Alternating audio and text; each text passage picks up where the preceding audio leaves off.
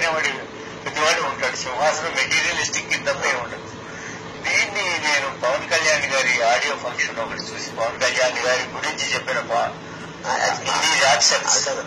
Audio function అండి, తిరుపతిలో మా ఆడియో ఫంక్షన్ జరిగిందండి. ఆయన శేషు ఆయన పవన్ కళ్యాణ్ గారు ఛాన్స్ ఇచ్చారు. మంచి మనసులు పైకి పవన్ కళ్యాణ్ గారు నాకు ఫస్ట్ టైం ఛాన్స్ ఇచ్చారంటే హార్ట్ షోకి ఫస్ట్ పోయింది. Power star power star power star power star.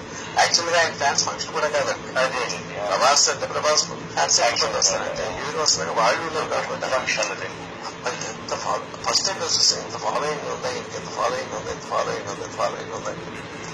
అప్పుడు కథ అనుకున్నప్పుడు సెకండ్ పార్ట్ లో బల్లావేరు పట్టాభిషేకం జరుగుతుంది, బాహుబలి ఆచార్య ఉంటాడు, ఏదో రకంగా వాడిని చెప్తూ ఉండదు, బాహుబలికి ఎక్కువ పేరు వస్తుంది అక్కడ అని మేము అనుకున్నాం.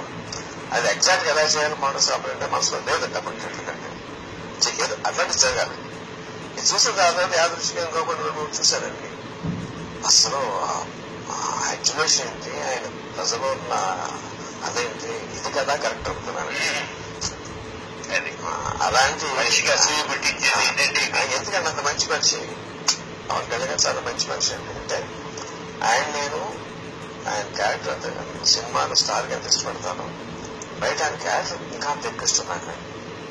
పరిపూర్ణ కష్టపడుతున్నటువంటి మనిషి ఎవరంటే సినిమా ఫీల్డ్ లో ఆయనే కనిపిస్తారు నాకు, కొంచెం లోతుల్లోకి వెళ్ళిపోయి. సో అలాంటి మా అమరావతి బాబు అట్లాంటి మనిషి